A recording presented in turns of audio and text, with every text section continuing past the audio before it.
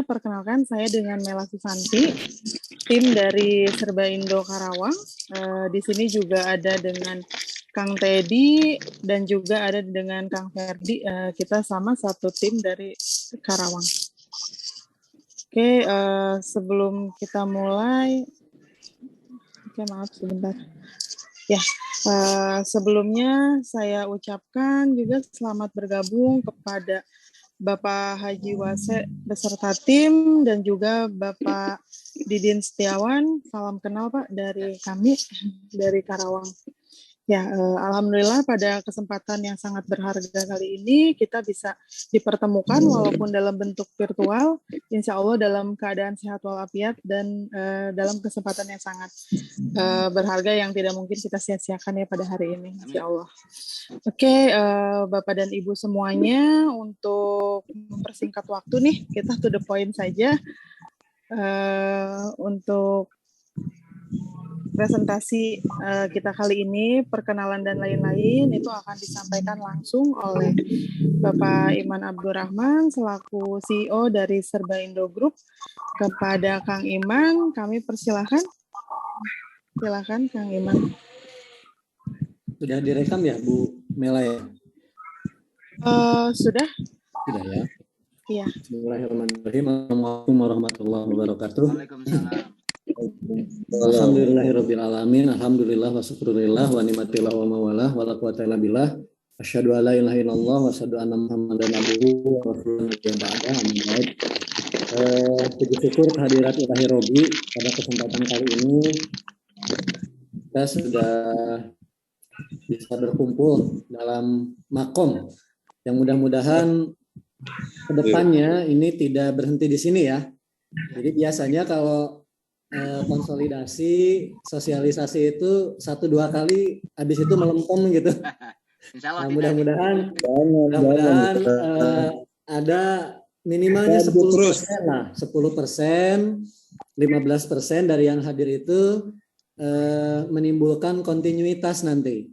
Menimbulkan sinergi yang jelas gitu ya ke depannya gitu. Karena memang Allah itu juga tidak menyukai sesuatu yang gedeblug, banyak, sering, besar, tapi lebih menghargai ke sesuatu yang dawam, sesuatu yang kontinuitasnya itu tinggi. Nah, yang kami coba hadirkan kali ini adalah yang insya Allah kontinuitasnya itu tinggi gitu ya. Jadi kita berbicara depan, kita berbicara jangka panjang begitu. Dan insya Allah multiplier efeknya, efek-efek positifnya di 2 segmen yang akan kita bahas. Kita bahas 2 segmen saja. Sebenarnya ada beberapa segmen lain sebenarnya menarik, tapi kita coba bahas 2 segmen dulu. Mudah-mudahan segmen-segmen yang lain bisa kita sinergikan di kemudian hari. Baik, sedikit perkenalan Bapak Ibu. Nama saya Iman Abdurrahman panjangnya. Halo, saya dari Kang Iman, maaf. Ya. Maaf menyelah sebentar. Yang bisa nge-record Kang Iman, punten Kang. Wah. Belum. Baik. Gomen. Baik, ya. Recording in progress. Oke, siap. Saya aslinya dari Bungbulang, Garut Selatan, pinggir pantai. Jadi kalau mau adu renang, insya Allah bisa gitu ya, karena ya itu tiap hari renang gitu. Hebat. Tapi Bungbulang ini zaman Pak Soeharto itu salah satu kecamatan yang tertinggal. Makanya di sana itu masih banyak SD Impres gitu ya, SMP Impres, bahkan puskesmasnya saja tidak layak gitu ya. Alhamdulillah dulu 2002 sampai 2007 saya sempat tinggal di Bandung, Pak Haji. Jadi tinggalnya di Sersan Bajuri Dalam. Kampusnya kampus UPI. Ya, Universitas Padahal IKIP. Ya, betul. UPI. Betul. Universitas Padahal IKIP gitu ya. Nah, secara historis memang untuk jiwa-jiwa bisnis segala macam digodoknya saat itu di Darut Tauhid memang. Jadi sama itu dulu ya berbagai bidang itu dijalani, termasuk ini yang akan kita presentasikan nanti perihal madu gitu ya. Nah, mungkin kita singkat saja. Pertama saya akan coba menggali potensi pertama yang akan kita sharing perihal LPK ya. Perihal LPK. Ini saya akan izin untuk share screen ya. Share screen untuk LPK. Nah, ini namanya LPK-nya Serba Indo. Serba Indo sebenarnya grup ya.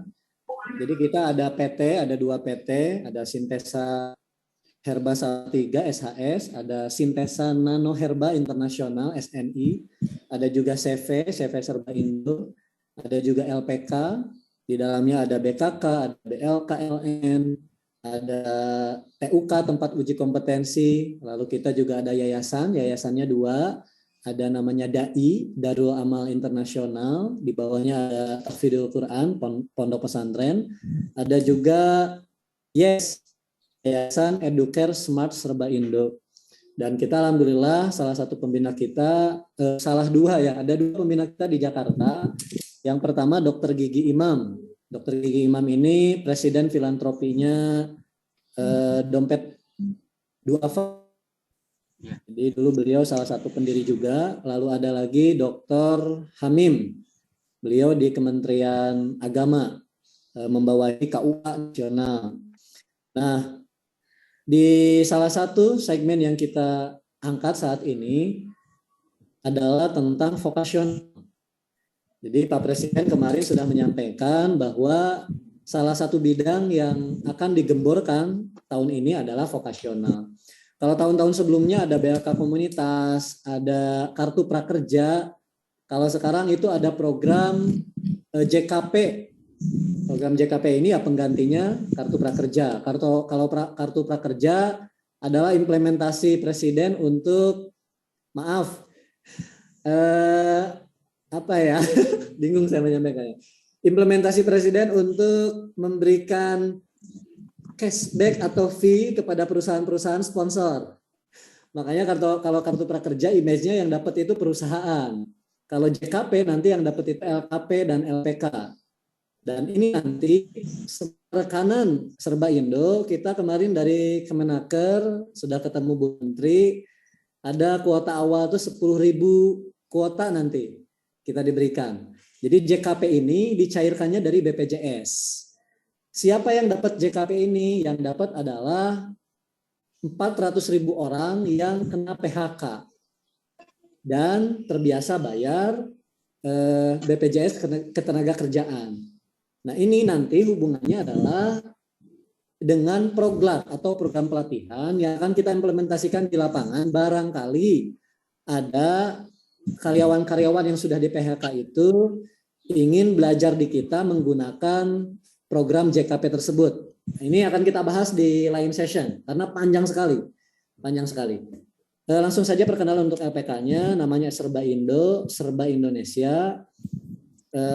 Visi dan misinya kurang lebih seperti itu, nanti bisa dipelajari di slide-nya. Kemarin slide-nya sama Pak Haji di-share ya di grup kalau nggak salah. Jadi ini sama dengan yang kemarin di-share di grup. Saya akan loncat-loncat ya ke sesi-sesi yang pentingnya saja. Sementara ini pusatnya itu ada di Salatiga, kota toleransi nomor 1 di Indonesia. Lalu kita ada cabang, sementara ini cabang kita 3. Dulu cabang kita 23. Seiring berjalannya waktu, karena satu dan lain hal, sekarang mengerucut jadi 3. Begitu. Lalu yang berikutnya, representatif di Jepang, kita ada di Dogokeng salah satunya. Berikutnya tentang legalitas, network dan support, kita langsung disupport oleh beberapa kementerian, baik itu di Indonesia ataupun di Jepang. Lalu ini adalah tes.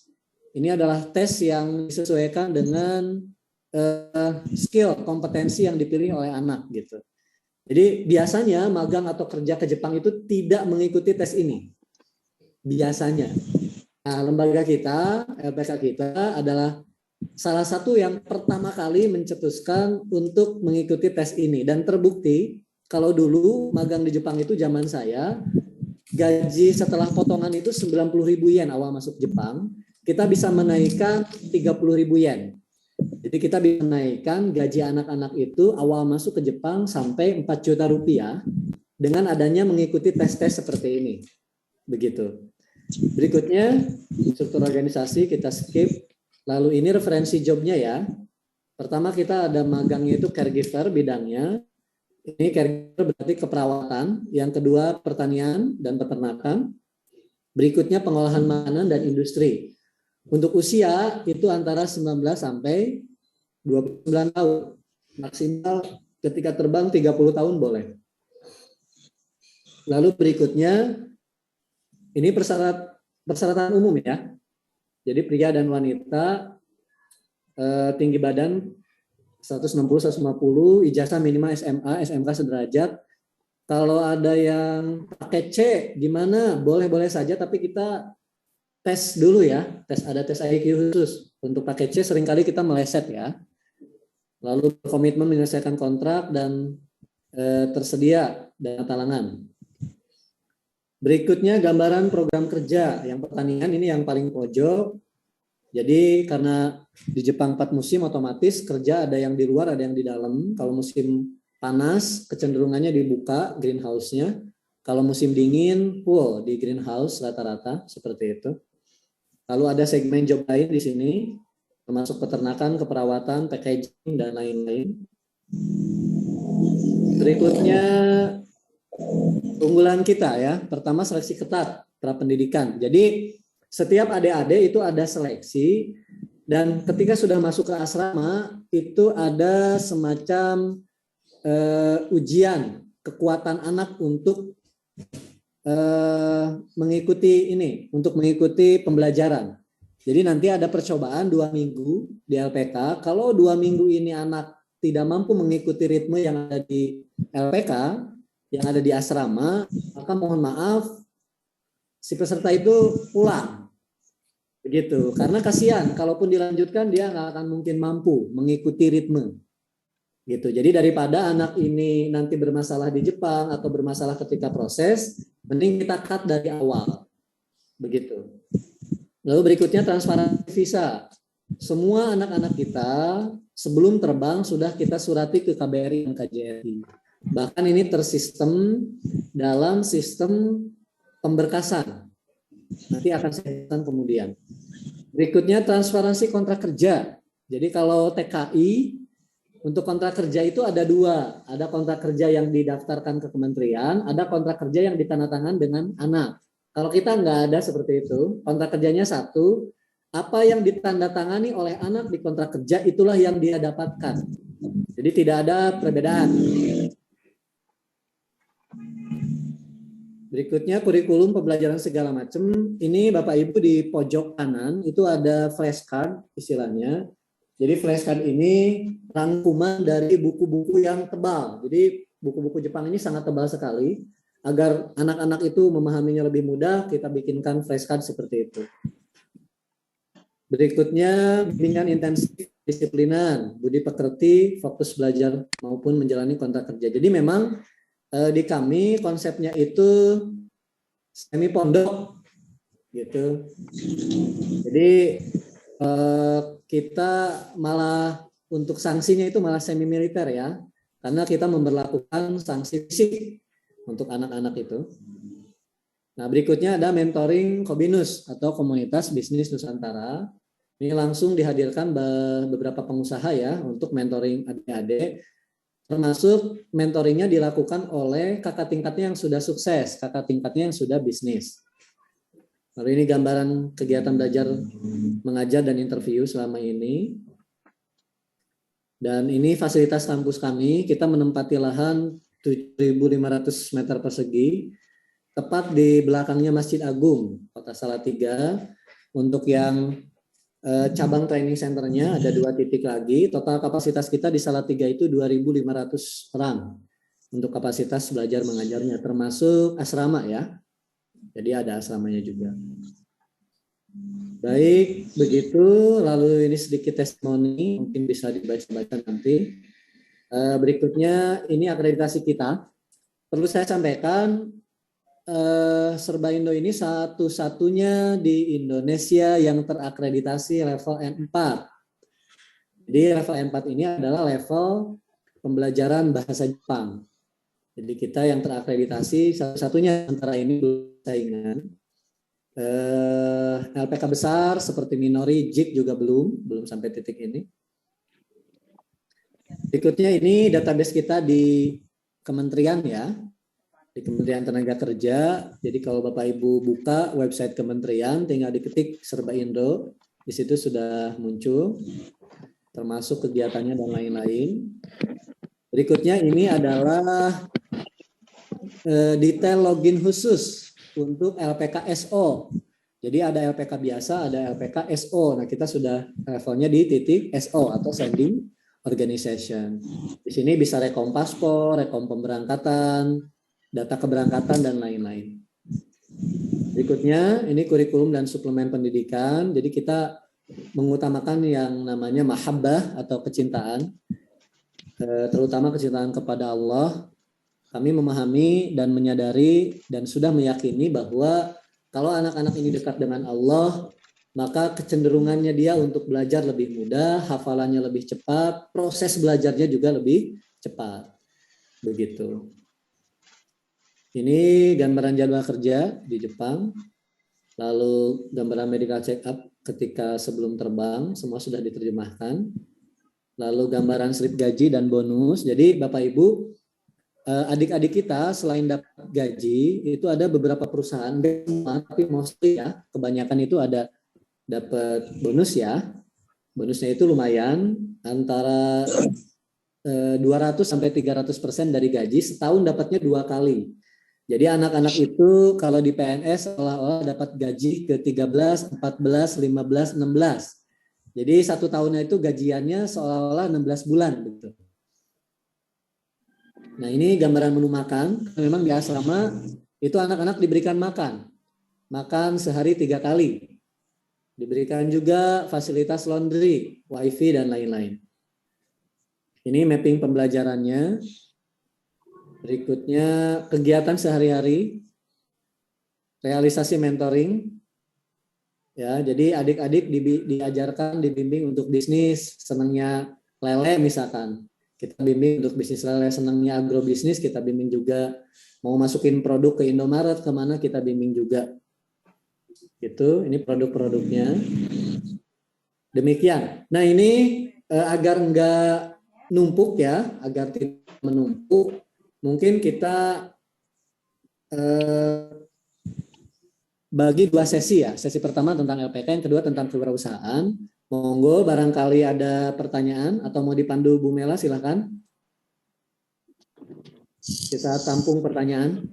Ya, saya persilahkan kepada Bapak dan Ibu semuanya. Jika ada pertanyaan mengenai LPK Serba Indo, khususnya pemagangan kerja ke Jepang, ya saya persilahkan Pak untuk mengaktifkan mikrofonnya jika ada pertanyaan. Ya, silakan para kepala madrasah sekolah, silakan mau bertanya langsung aja.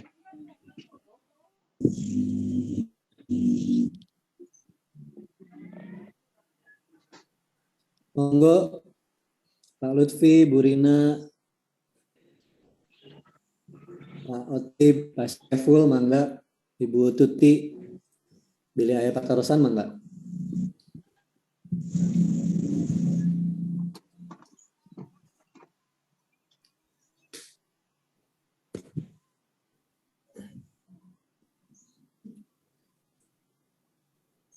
Mungkin ini saya mewakili sebentar, Pak, Bu, ingin bertanya. Syarat untuk ikut itu apa saja? Tadi kan sudah sebutkan umurnya 19 sampai berapa? 29 tahun lah ya. Betul, jadi betul. Tamat SMA atau aliyah mungkin ya. Betul nggak? Boleh. SMA, aliyah, SMK boleh. Atau ya pondok pesantren juga bisa mungkin ya. Asal sederajat gitu. Ya, sederajat boleh, Pak. Oh iya. Oke, makasih. Mangga yang lainnya silakan.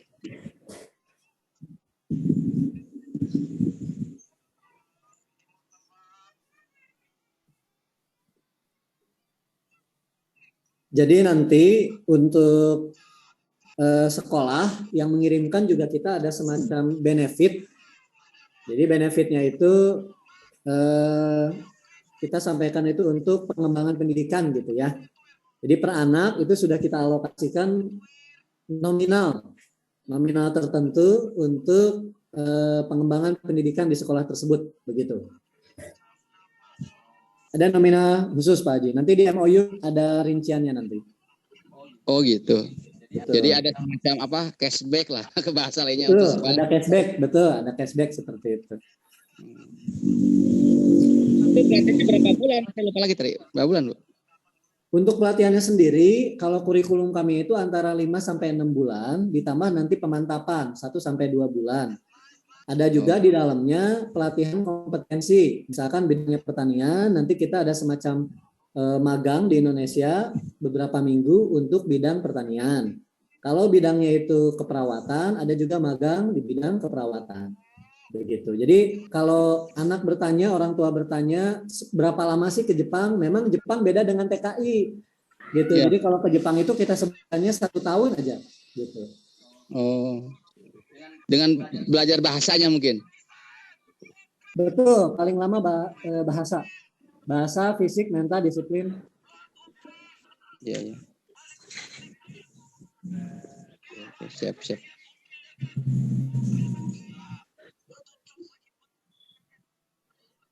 Mangga silakan. Barangkali ada pertanyaan lagi. Assalamualaikum warahmatullahi wabarakatuh. Mbak, Waalaikumsalam, Pak Hatip.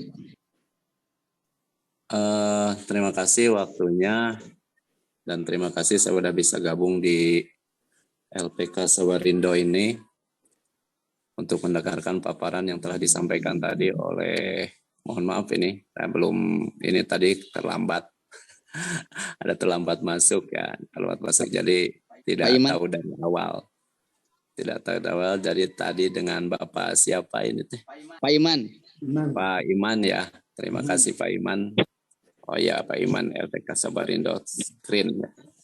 Ini yang mau saya sampaikan itu atau saya tanyakan,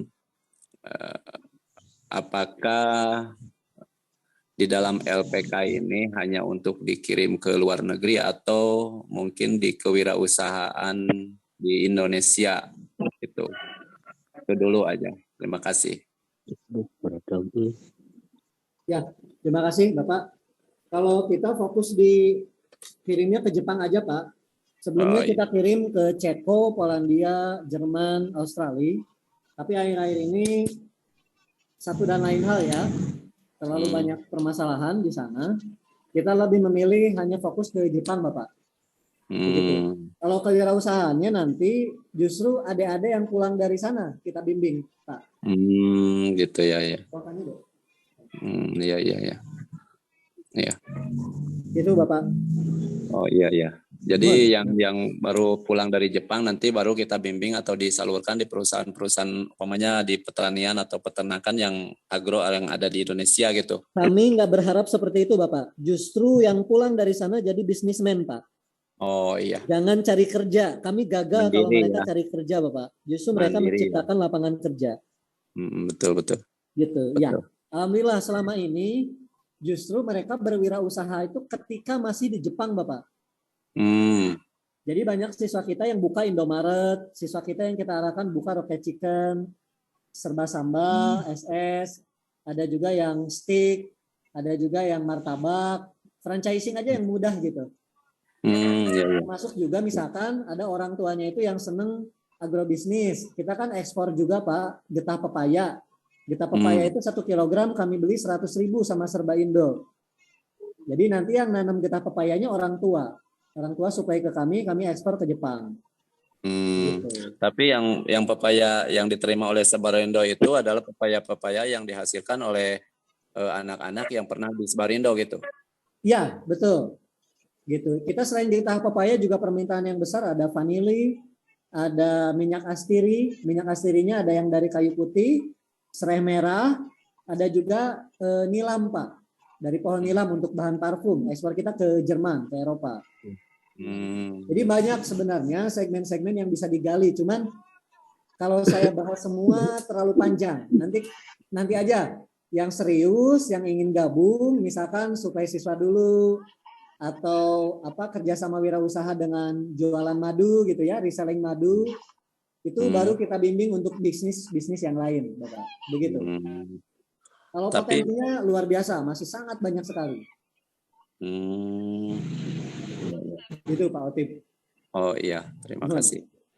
Tapi gini, seandainya ini ada barusan yang hasil-hasil yang barusan ada pepaya, ada vanili tapi di luar penghasil yang dihasilkan oleh grup yang masuk di Samarinda. Ini bisa diterima di Samarinda enggak?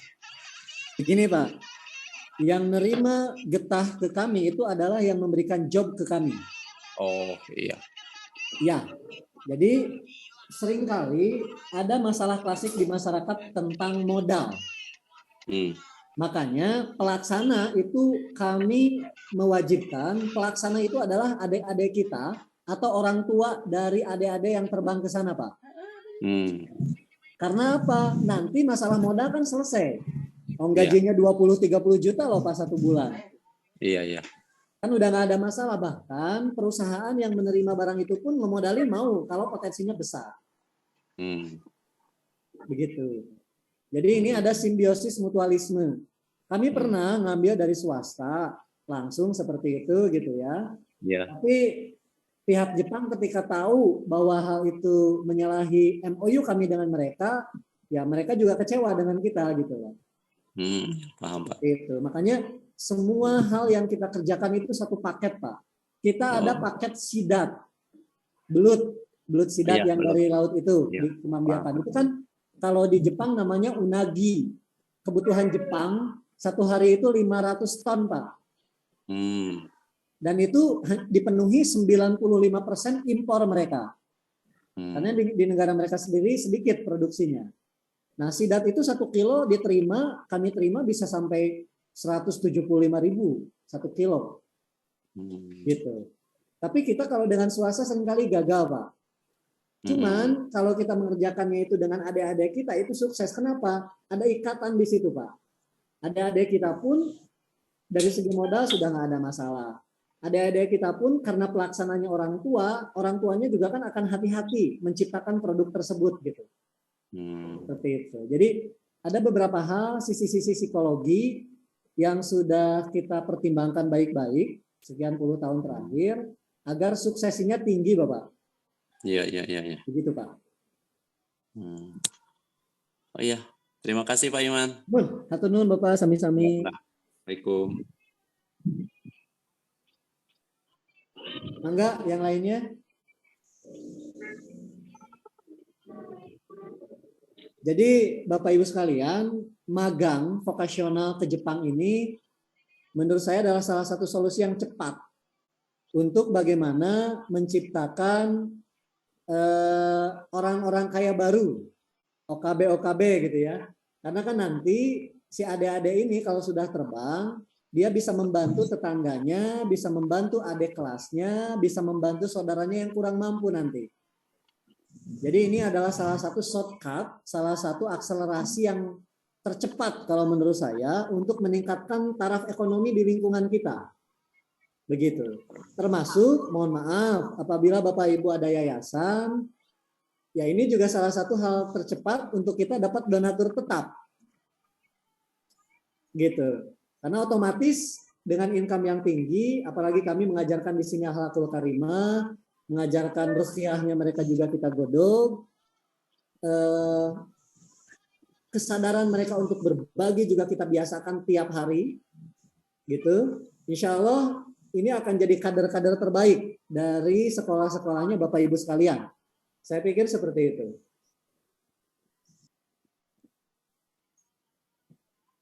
Baik, kalau tidak ada lagi pertanyaan, kita lanjut ke sesi masih ada Kang Iman. Ya, halo, gimana, Pak? Kang Iman, begini, banyak teman-teman kepala sekolah menanyakan draft MOU-nya seperti apa sekolah dengan Serba Indo gitu. Kalau mau bekerja sama gitu. Nanti saya kirim Pak Haji draftnya seperti apa. Yang jelas MOU ini sederhana sekali kok. Sekolah menyediakan siswa, dan sama-sama mengawasi ketika siswanya itu sudah terbang. Hanya itu saja sebenarnya, tidak ada hal yang jelimet gitu loh. Perkara cashback memang kita cantumkan, perkara bimbingan kewirausahaan memang kita cantumkan gitu loh. Jadi nggak ada syarat yang berat, itu nggak ada. Kita permudah aja, anggap saja kita sedang mengimplementasikan kitab fikih. Jadi jual beli itu kan harus sama-sama susah gitu. Jadi sangat sederhana sekali Pak Haji. Kewajiban pihak sekolah menyediakan siswa, kewajiban dari kami adalah mendidik dan memproses. Nggak lebih dari itu Pak Haji. Siap. Terima kasih. Siap. Hatur nuhun. Baik, mungkin itu sementara untuk yang LPK. Nanti Bapak Ibu bisa sampaikan ke tim yang lain. Barangkali ada pertanyaan, monggo di grup nanti kita bahas. Berikutnya tentang potensi kewirausahaan. Untuk saat ini, mohon maaf sekali, saya hanya akan bahas tentang madu, potensi madu gitu ya. Nah ini sebelum membahas ke potensi madu, tentunya Bapak dan Ibu mungkin ada pertanyaan. Permasalahan di lapangan itu adalah mencari market, ya kan? Nah itu akan saya tuntas nanti. Nah sebelum kita bahas untuk yang market, ini saya akan sampaikan perihal sanad, gitu ya, sanad atau sumber dari madu itu sendiri. Ini untuk tampilan di layarnya jelas ya? Jelas ya, baik. Jadi madu kita ini adalah madu dari hutan, ya, hutannya hutan Sumatera. Data dari Kementerian Kehutanan, potensi madu kita di hutan nasional itu 500.000 ton per tahun. Dan saat ini di grup kami saja, di grup kami yang kami gabungkan dengan Perhutani, kita gabungkan dengan PTPN, potensi yang sudah kita gali 1 tahun itu sudah 400 ton. 1 tahun. Sebelum COVID kita hanya menggali potensi itu 200 ton. Jadi setelah COVID itu naik 100%. Dan alhamdulillah sekarang masyarakat walaupun sudah COVID, kesadarannya untuk madu itu tetap stabil gitu. Bukan berarti setelah COVID ini melandai, pembelian madu itu turun, nggak seperti itu. Nah ini menariknya. Gitu. Nah ini prosesnya, ini saya gambarkan tentang proses panen. Jadi kita bukan ternak, madunya itu adalah madu hutan ya. Ini pohonnya antara 40 sampai 50 meter tingginya. Gambarnya. Kang Iman, gambarnya. Oh belum. Sebentar, belum di-share ya. Baik.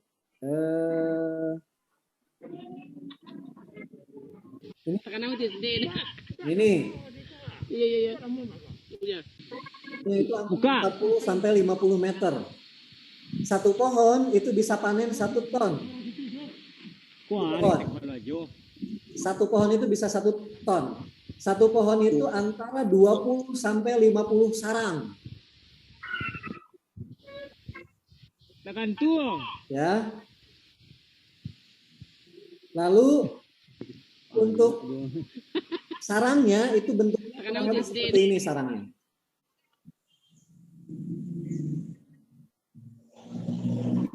Ada ya, nampak ya? Belum. Belum. Baik.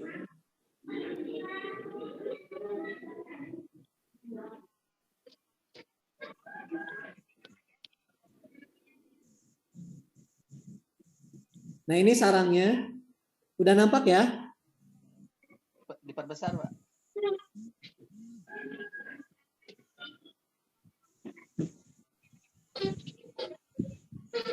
Belum ya?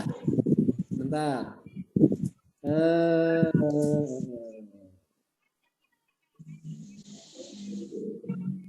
Udah nampak ya Bapak Ibu? Iya. Kecil tapi. Ya. Sudah ya. Nah ini 1 sarang itu bisa 4 meter panjangnya. Luar biasa. Ini di hutan. Di hutan ya? Di hutan. Jadi bukan apa namanya? Bukan ternak. 4 meter sarang. Alami, ini mah alami. Alami. Nah ini satu sarang bisa 5 meter. Hasilnya satu sarang bisa 1 kuintal. Tinggi pohon 40 sampai 50 meter. Ini laporan uji analisisnya kita. Jadi kita ini kalau rekor muri harusnya kita udah dapat 2 rekor muri ini.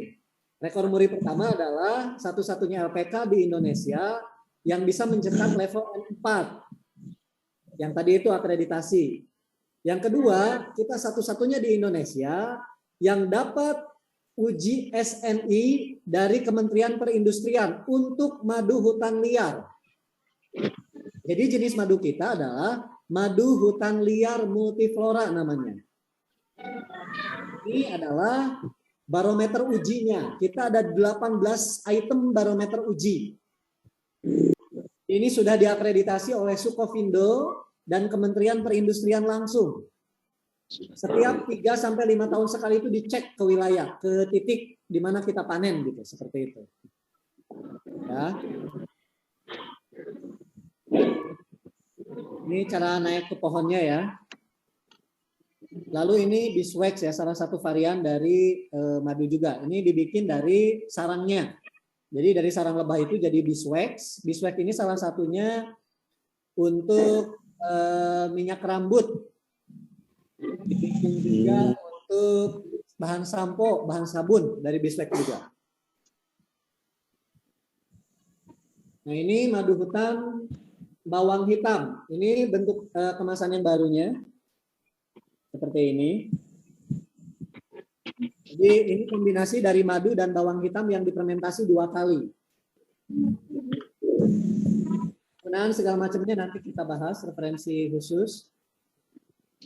Nah ini madu hutan multiflora kemasan yang kecil ya. Kemasan yang kecil. Ada juga yang kemasannya seperti ini.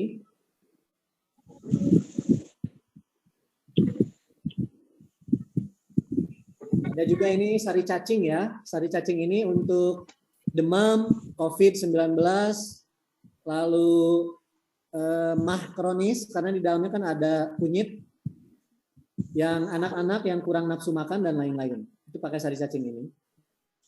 Nah ini yang paling disukai oleh bapak-bapak. Madu Super Green Plus. Ini ada di dalamnya itu ada ginseng. Ini paling laku ini. Paling laku di pasaran, harga jual sampai 300.000 ini satu botol. Jadi untuk keperkasaan. Untuk keperkasaan. Ada juga bawang hitam, ini untuk yang rematik, yang pekerja keras dan lain-lain. Ini Green Plus juga. Lalu ini multiflora tapi bentuknya di kemasan botol yang UC. Lalu ada ini yang kemasan setengah kilogram ya. Kemasan setengah kilogram. Ini bawang hitamnya juga. Jadi kalau kemasan-kemasan itu memang macam-macam. Jadi ada juga custom yang minta itu seperti ini di kamera di ini saya.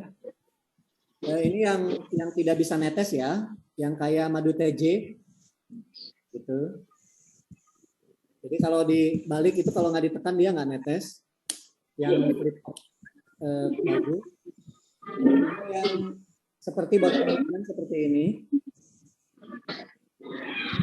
Botol seperti ini dulu awal saya jualan madu tahun 2003.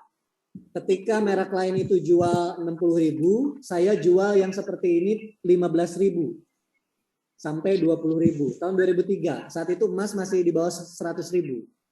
Kenapa? Karena saya dapat modalnya 1 kilo hanya 10.000 saat itu. Modalnya. Gitu. Ya.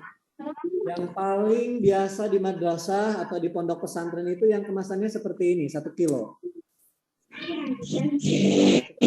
Kilo ini di pasaran sampai 150.000. Padahal modalnya Bapak Ibu hanya 65.000. Jadi modal Bapak Ibu itu 1 kilo itu kurang lebih hanya 65.000. Udah ongkos kirim, sudah kita bantu packing, sudah dikasih segel plastik juga, hologram dan lain-lain. Ini yang tadi Grand Plus ya, yang kemasan 300 ml. Botolnya botol kaca, kita impor langsung dari Cina. Ada juga yang 500 ml yang tadi. Ada juga reseller kita yang jual ex Jepang, siswa kita yang jual di Indomaret. Kemasannya seperti ini. Di Indomaret harganya per hari ini itu 120.000.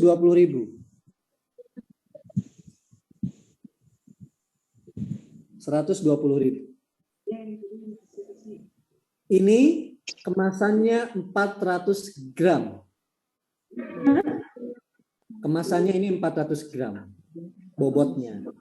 Kalau ditanya modal, ini modalnya 32.000. Jadi ini modalnya hanya 32.000. Harga jual ke Indomaret itu 60.000.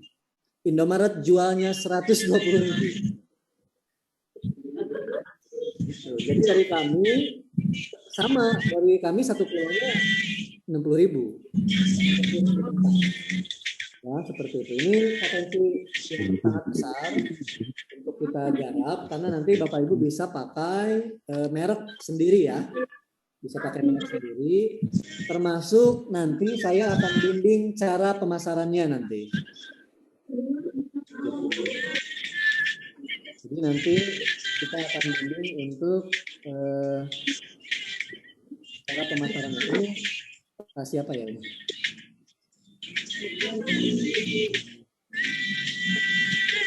Bisa di-mute gak ya? Nggak bisa dari sini soalnya. Oke. Cara pemasarannya nanti kita bimbing. Sebagai contoh ya, saya akan share WA saya.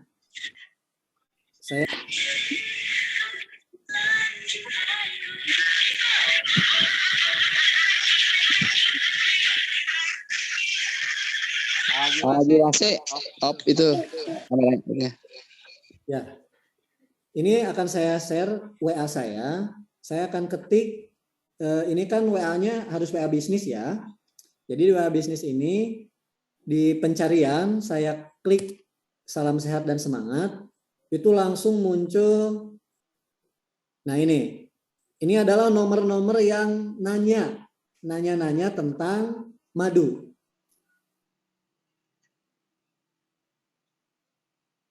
Nomornya yang belum saya save adalah nomor yang masih tanya-tanya, belum order. Ini gambarannya seperti ini. Bagaimana mereka bisa nanya ke kita, bagaimana mereka mau beli produk kita nanti, ada pelatihan khusus admin. Jadi Bapak Ibu tinggal sediakan saja adminnya siapa gitu. Nanti saya yang akan bimbing nanti cara jualannya seperti apa. Gitu. Kalau yang sudah jadi konsumen itu saya kasih kata kunci MD. MD ini artinya madu. Ini ada beberapa yang sudah order juga. Ada beberapa yang sudah order juga ini. Jadi yang MD ini adalah konsumen kita. Dari Sabang sampai Merauke. Ada banyak sekali, ada ribuan. Ada ribuan. Jadi dengan kata kunci MD ini adalah yang sudah order. Ada beberapa yang malah mungkin kelewat atau gimana gitu ya. Udah transfer katanya. Gitu. Itu ya gambarannya. Terus kami juga ada pemasaran di Jepang. Ini saya akan sharing yang pemasaran di Jepang ya. Yang pemasaran di Jepang bentar.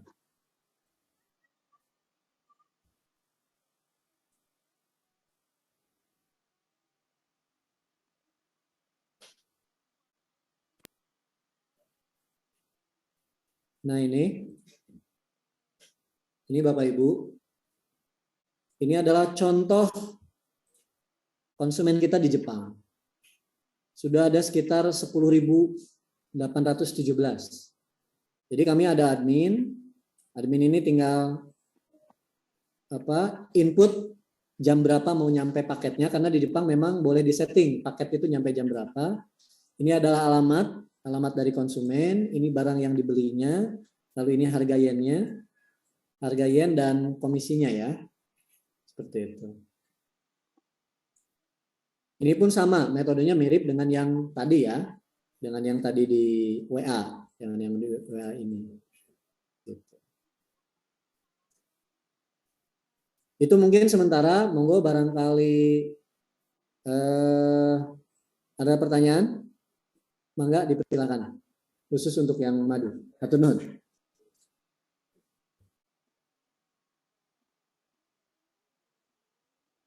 Dipersilakan.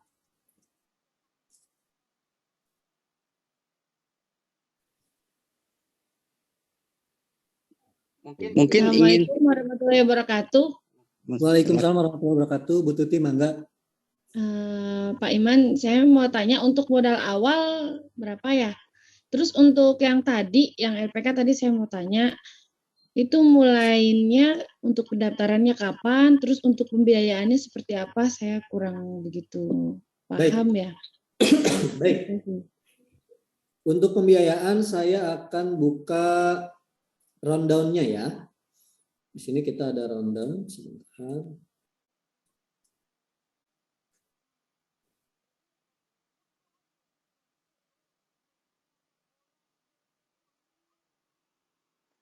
Baik. Saya akan share lagi ya.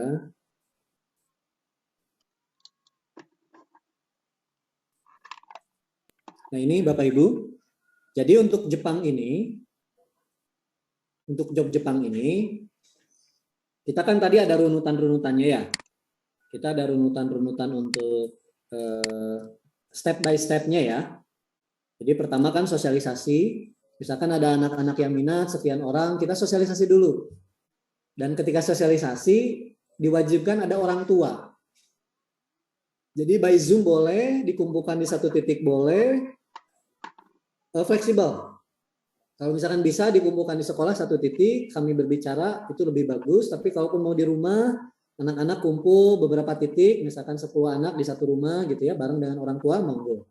Bisa. Setelah sosialisasi, nanti kita ada pemberkasan. Berkasnya apa saja, nanti kami ada listnya. Setelah itu anak-anak ngisi registrasi di website. Setelah registrasi, langsung interview. Setelah itu pra-MCU, itu bisa dibalik, tergantung kondisinya. Kalau online biasanya kita pra-MCU dulu, habis itu interview. Karena kalau sudah minat, gitu ya, kalau sudah minat, khawatirnya setelah interview kita nyatakan lulus, ternyata anak ini nggak layak, nggak fit, kasihan anaknya. Makanya pra-MCU dulu, setelah itu interview. Setelah interview, maka lanjut pembelajaran basic. Jadi kita berikan buku basic. Sampai titik ini kita tidak minta serupiah pun ke anak. Jadi tidak ada biaya registrasi, tidak ada biaya pendaftaran, uang bangunan gitu-gitu, nggak ada. Kita nggak ada yang seperti itu. Jadi sampai titik itu free. Pengeluaran anak itu hanya medical check up. Dan itu bisa di puskesmas. Selain di puskesmas, medical check up pun boleh di klinik. Bisa pakai BPJS. Begitu. Nah setelah itu baru anak setelah pembelajaran buku basicnya di rumah masing-masing. Ya, di rumah masing-masing. Kita berikan bukunya. Jadi hanya belajar hiragana, katakana, kata kerja, kata benda, kata sifat, kata keterangan. Nanti pun di LPK diulang lagi. Nah, setelah itu anak masuk pelatihan intensif. Biayanya berapa? Total biaya pelatihan intensif sampai anak menuju terbang itu 25 juta. Totalnya. Tapi anak itu bisa bayar awal itu 15 juta. Kalau ditanya mahal atau murah, bukan perkara mahal atau murah. Anak ini gajinya nanti bersihnya 18 juta, 25 juta, 30 juta. Tapi ada nilai di situ. gitu. Orang tua seringkali beralasan memang ibu, wah mahal katanya, padahal nikahin anaknya ratusan juta sampai pinjem-pinjem maksain. Padahal menguliahkan anaknya sampai D3, S1, S2 pun, walaupun beasiswa atau apapun kan tetap ada pengeluaran untuk kosan, makan, akomodasi, segala macam. Setelah lulus kuliah pun cuma dapat UMR. Makanya betul kemarin kata Bung Luhut Binsar Panjaitan, Menteri kita, ketika kami mengadakan pertemuan khusus untuk vokasional subjek, itu mengatakan bahwa penyumbang terbanyak pengangguran adalah SMK dan universitas. Ya, iya dari satu sisi karena negaranya juga belum mampu untuk menyediakan lapangan kerja, gitu. Makanya kita hadirkan solusi ini. Jangan dilihat dari angkanya, gitu ya.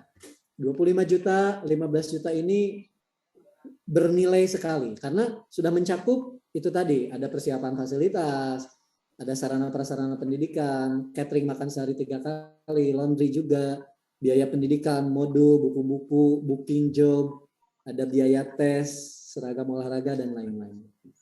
Sisanya yang 25 juta lagi itu bisa dana talangan.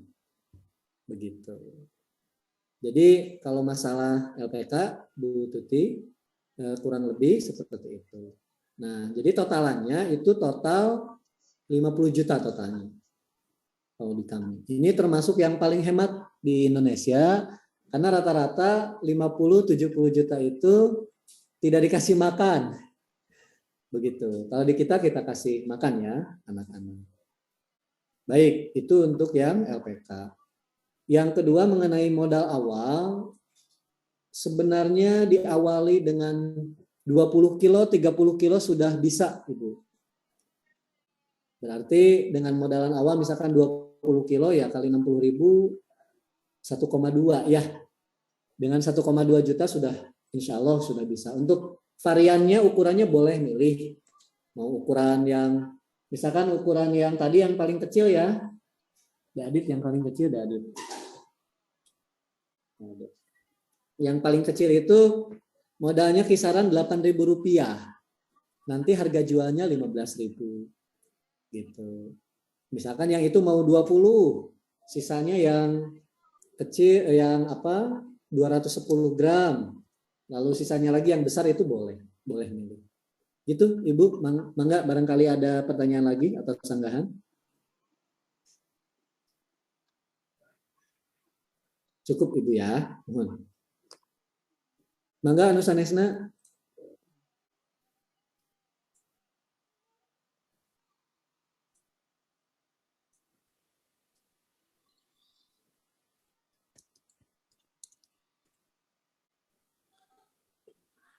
Assalamualaikum Pak Iman. Waalaikumsalam warahmatullahi wabarakatuh. Mohon mangga Bapak. Kia perkawis nembe diteruskan ku Bu Tuti perkawis permodalan oke. Namanya terus dijelaskan mungkin 10 atau 20 kilo lah. 20 kilo teh panginten tiasa nonton tapi paling kecil bervariasi panginten. Tetap tapi hitunganna mah ngetanganna per kilo gitu. Untuk satu eta. Itu per keles gitu atau per botol. Mohon janten kieu Bapak. Upami hargi curah dikintun misalkan 20 kilo dikemasnya lira, kita kan memang ayah hargi curah. Upami dikemas, hargina nambih kemasan Bapak. Tapi ngetana akumulasi kiloan leres. Tapi tos di plus.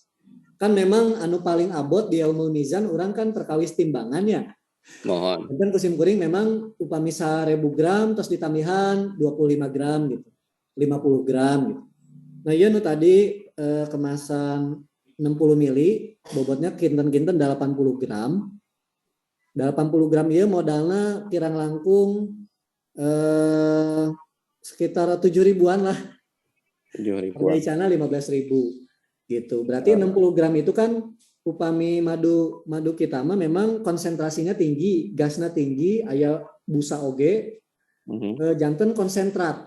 Cara konsumsi nate kada dicampur air anget. Ketika perut kosong. Janten 14 hari pertama itu sistem detoksifikasi, pembersihan racun dalam tubuh. Karena di dalam madu itu ada enzim namanya enzim diastase. Dia mereduksi sistem molekul dalam tubuh, mempercepat pembelahan sel, juga mereduksi sistem peredaran darah, termasuk di trombosit, leukosit. Dan ketika ada racun, si enzim diastase ini bersifat sebagai anti racun dia. Gitu. Terus, jadi memang upami ngagale kiloan gitu, ngemasna ku abdi ku nyalira di dia. Satu, tiasa. Satu mungkin harus menyediakan alat. Nah, itu kan alatnya panginten te manual maksana nya manual panginten tiasa, tetapi kan harus ada pelatihan untuk mencurahkan karena eta teh urang isian teh panginten. Mungkin upami tos aya kabentuk grup khusus madu, mungkin kan dibikin grup khusus madu. Nah, Wabi tiasa tutorial langsung video call. Ayeuna ge tiasa sih salah. Oh iya, tutorial langsungnya video call. Jantan manual. Memang aya mesin khusus, Pak. Nganggo timer, aya mesin khusus timer tapi ribet. Langkung akurat manual. Ya kan maksudnya kieu upami madu di itu terus dikemas mana 1 kilo lah, 1 botol itu 1 kilo. Pamana dicurahkeun ke TF, itu madu anu aya kene sisa di dinya kan moal janten naon gitu. Moal berubah gitu. Moal berubah ya. Ya kan upami seperti susu segar mah kan nyonong peralatan cooling gitu ya. Mohon tekedah aya pasteurisasi kada itu tekedah. Saya mohon. Margi si madu ieu kan termasuk pengawet alami, Bapak. Iya. Mohon pengawet alami makana ginseng kan di lebetna aya ginseng. Ginsengnya teu busuk. Oh iya. Terus upami itu teh kan modo disuplai ku Kang Iman secara ngawadahannya lira. Terus mengenai merek kumaha? Nah, ieu Bapak. Upami entos order ka abi minimal sekali order itu 2 kintal, ku abi dipasihan izin edar. Oh gratis. Iya. Jantan mereknya merek nyalira, sapertos ieu nu Gimbo ieu samingon kan tos 2 ton. Samingon. Gitu. Iya. Seueur merek reseller anu tos ieu di Indramayu oge aya ka ieu. Merekna Korin. Si gajinya Jin Korin. No. Ya di Indramayu sami didamelkeun. Mohon izin edar. Maksudnya abdi kan tiasa nyimpen dina reseller abdi anu tos aya gitu. Oh mohon tiasa oge kieu Bapak. Sate acan omsetna dugikeun ka 2 kintal, tiasa nganggo PRT abdi heula izin edarna. Oh iya. Mungkin ku abdi dipasihan semacam SK bahwa Bapak sebagai partner dari Serba Indo dengan merek ini. Oh iya. Sumbernya kan sama. Dan biasa merek nyalira di awal tiasa. Kamari oge kita bisa waktu ska Semeru kan ribuan botol disuplai gitu. Aya Aim, Amal Insan Madani, pecahan ti kitabisa.com. Seueur lah yayasan-yayasan, seueur oge laznas anu rebranding, repacking gitu. Seueur. Oh iya. Biasa. Ya, mungkin panginten di WA-nya, Iman. Siap, mohon, mangga. Ya, nuhun Pak Iman, mangga dilanjut. Ini Bapak, mohon. Waalaikumsalam warahmatullahi wabarakatuh.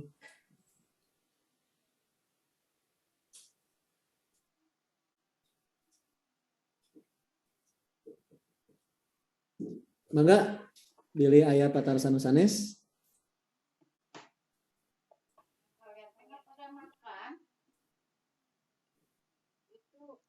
Jantan Pak Iman fokus sekarang ke madu dulu aja Pak ya.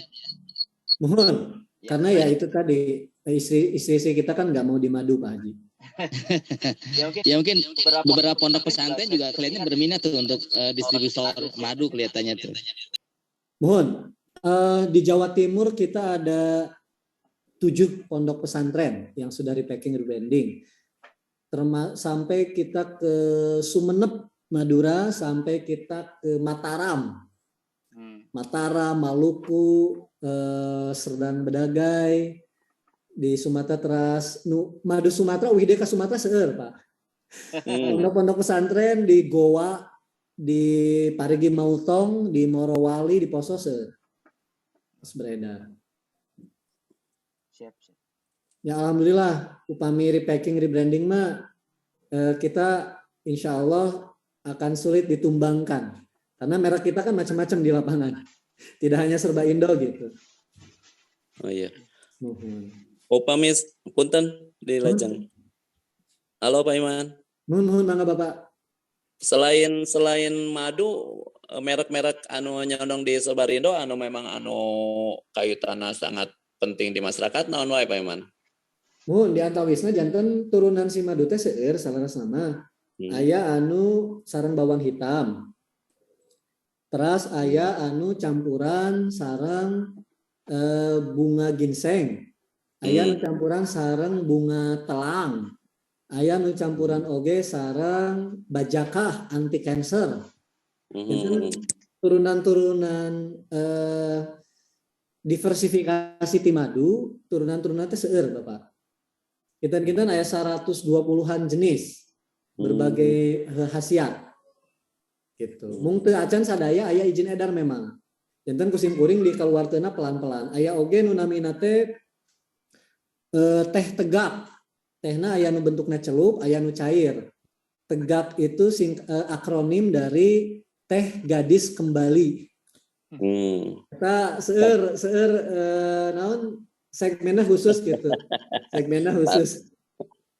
Sari rapat gitu ya. Sari rapat nah eta mohon, nah eta lah bahasa sanesna mah eta gitu.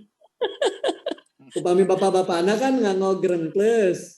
Kanggo keperkasaanana gitu nya siap-siap lah gitu. Grengkles ieu tiasa oge kanggo hapunten anu sesah gaduh keturunan.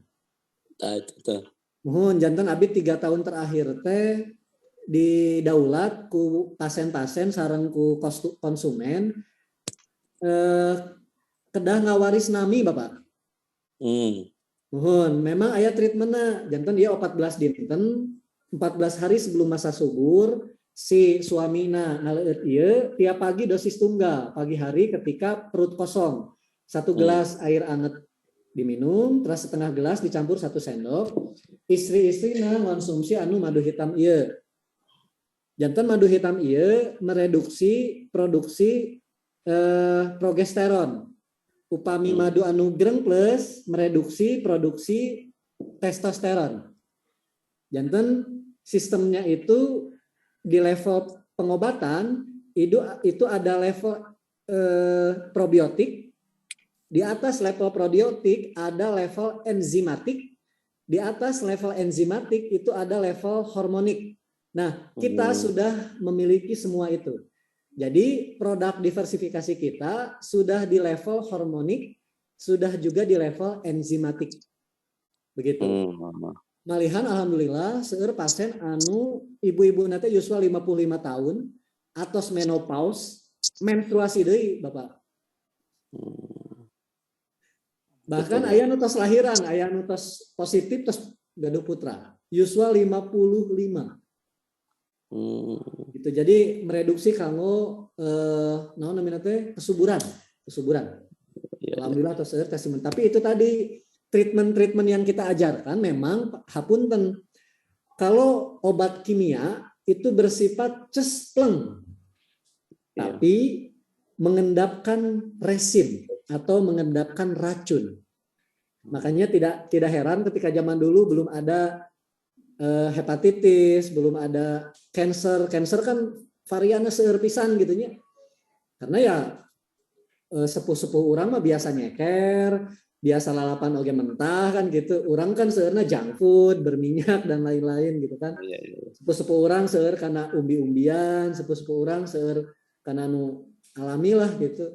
Ayeuna kan urang seueurna teu acan tuang upami teu acan nasi. Padahal justru the mother of disease, ibu dari segala penyakit kan hepatitis. Justru penyumbang gula darah itu kan nasi salarasna.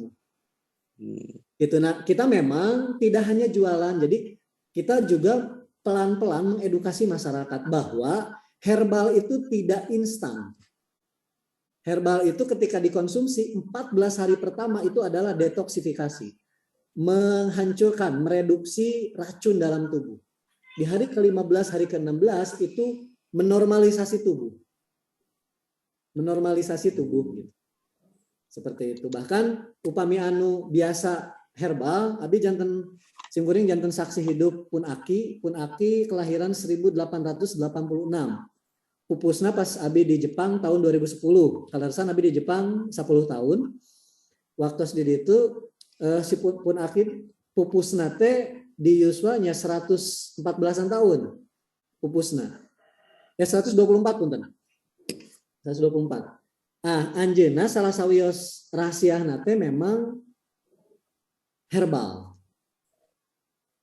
Mengkonsumsi herbal. Karena memang si herbal itu dia bisa mereduksi permajaan. Dia itu bisa permajaan ke kulit dan sel. Nah, kenapa ada sel kulit mati? Kenapa ada kerutan segala macam? Karena tidak direduksi, tidak diremajakan kembali gitu loh. Tapi kalau kita mengonsumsi herbal, terutama kandungan-kandungan tadi, di ginseng ada asopanin, di madu ada diastase, begitupun di herbal-herbal yang lain ada zat-zat khusus hormonal, ya kan, di ikan gabus. Kita pun sedang memproduksi beras. Kita memproduksi beras tapi buatan. Nah, ini pun bisa jadi viral. Jadi nanti wanginya seperti pandan wangi, seperti C4, tapi harganya jauh di bawah itu dan non gluten, tidak ada gulanya. Ya beras-beras kita seperti ini. Nah, aduh, kata wisnya. Wabi orang kintun ke grup mungkin di grup Wabi di sharingnya. Jantan bentuknya mirip beras. Mohon kapayuna insya Allah pelan-pelan Bapak, pelan-pelan kita saling sharing, berkomunikasi terus gitu ya. Mudah-mudahan berkah. Hatur nuhun. Sanes biasa nama mayoritas ayeuna nu lagi booming teh kan rata-rata anu perempuan lah, istri gitu. Karena istri anu ATM lah. Yang ATM teh pangitan atas tengah montok untuk menurunkan berat badan lah. Itu rata-rata menurunkan berat badan gitu. Nah, di mana istilah kenana ATM lah, istri anu aya ageng-ageng ATM tuh, ATM maju gitu, atas tengah montok gitu kan. Kita tambah namanya madu-maduna seperti itu nyondong teu gitu, Pak Iman. Atur nuhun. Mohon. Eta selain madu memang anu paling utami mah da pola hidup memang. Pola hidup memang. Tapi upami bade digentos ku madu, pola makanna tiasa Bapak. Janten abi biasa diimplementasikan ke siswa. Siswa kan kadang ada aya anu overweightnya, obesitas. Ada aya anu overweight. Kita pun pakai madu treatmentnya. Jadi ketika yang lain pagi-pagi itu kita kasih nasi goreng misalkan atau kacang hijau dan lain-lain, maka si anak yang obesitas ini kita kasihnya roti kering plus lainnya dikasih madu. Karena madu itu bisa menahan peningkatan asam lambung. Ada orang yang malas diet. Kenapa? Karena dia diet selain memang lapar terus, asam lambungnya naik. Jadi begitu. Lumayan loh, dikurangi sarapan diganti roti itu juga lumayan. Bisa mengurangi itu.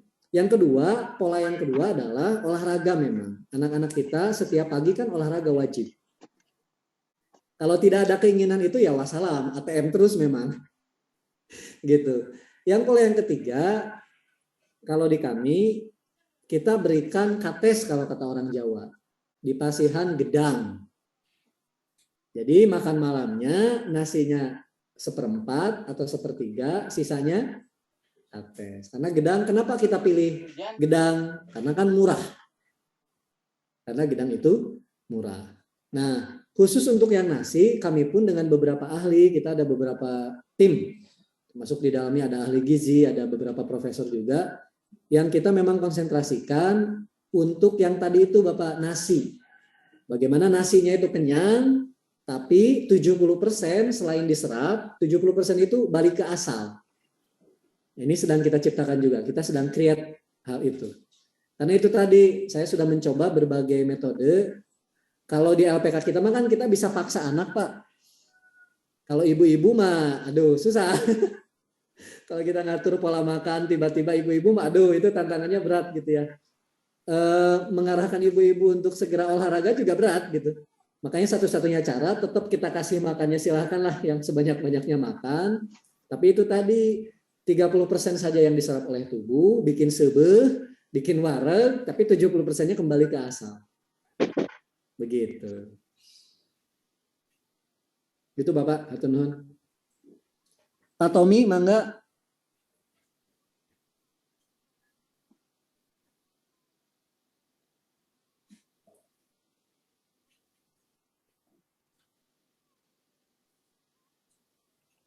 Recording stopped. Mangga, beliau Pak Karosan sanes.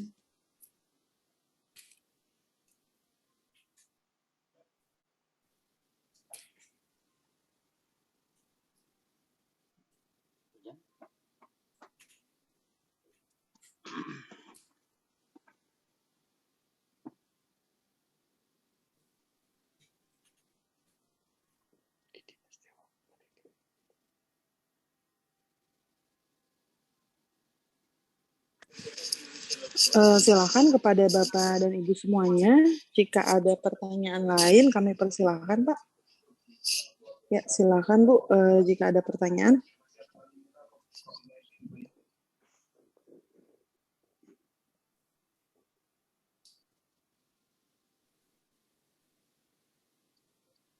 Mungkin sudah cukup jelas, Bu. Mohon, mangga. Dari Pak Didin, mungkin mangga Pak Haji, beliau Pak Karosan.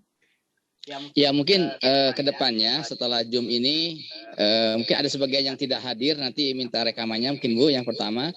Kedua juga nanti mungkin dari beberapa segmen yang ada kita akan fokuskan ke dua fokus ya. Pertama yang berminat di bidang pengolahan madu. Yang kedua mungkin ada beberapa sekolah madrasah atau pesantren yang ingin juga mengirimkan siswanya ke Jepang ya. Itu mungkin nanti akan dibuka grup khusus mungkin yang memang betul-betul serius ya kelihatannya. Itu mungkin tindak lanjut dari pertemuan ini akan ada dua macam ini. Nah informasi lainnya nanti di-share di grup aja Pak supaya beras dan sebagainya. Supaya nanti kita kelanjutan ya mudah-mudahan dari pertemuan ini bukan yang terakhir tapi ini awal untuk melanjutkan menciptakan entrepreneur baru ya. Kita jangan jadi pecundang terus, kita harus menjadi pengusaha muslim ya. Karena kita bekerja dulu mencari ilmu ke Jepang salah satunya, meskipun harus mengatakan mencari ilmu ke Cina, ke Jepang pun tidak haram. Seperti itu. Jadi kita mencari ilmu kemana saja lah gitu. Jadi intinya saya setuju Pak Indo sudah memfasilitasi kami dari Bandung ya, Bandung Raya ya, Bandung Barat, Cimahi, Bandung Induk dan Kota Bandung. Ini memang kami punya komunitas yang mudah-mudahan ini bisa menyebar gitu ya informasi seperti ini. Mungkin dari kami sekian, nanti kita akan dilanjutkan di grup WA dan nanti mungkin akan ada lanjutan di Zoom berikutnya. Hatur nuhun Pak Indo. Sami, hatur nuhun Pak Didin. Terima kasih. Saya mangga bila ada tambahan. Cekap. Mohon. Oh ya, tadi saya tambahan lupa. Anak-anak kita kalau ke Jepang itu bisa sambil kuliah. Kuliahnya full online. Biayanya total di bawah 20 juta. Sudah akreditasi B. Pilihan jurusannya ada informatika, ada manajemen perkantoran, dan beberapa jurusan lain yang sedang kami PKS-kan, sedang kita susun PKS-nya. Begitu. Jadi nanti anak-anak itu selain bawa bekal, anak-anak juga jelas bawa pengalaman, 90% juga bawa jodoh di sana gitu ya. Biasanya yang udah tunangan pun di Indonesia karena di sana sama-sama wah gajinya jadi double nih, tabungannya double gitu kan. Karena di Jepang kan bisa 3 tahun, bisa 5 tahun, bisa 10 tahun. Bisa ajak suaminya, bisa ajak anaknya. Saya juga waktu di sana ajak istri juga, ajak anak gitu ya. Dan di sana memang kita dimuliakan. Setiap anak yang lahir sama pemerintah Jepang setiap bulan diberikan biaya untuk susu bahasanya. 2 juta rupiah per anak. Punya 5 anak ya kali 2 juta. Kalau mau kuliah di Jepang sampai S1, S2 asalkan negeri gratis. Termasuk juga fasilitas lain. Kalau istri kita hamil, melahirkan, baik itu melahirkan di Jepang ataupun Indonesia, nanti itu Recording in bisa progress. asuransi kelahiran.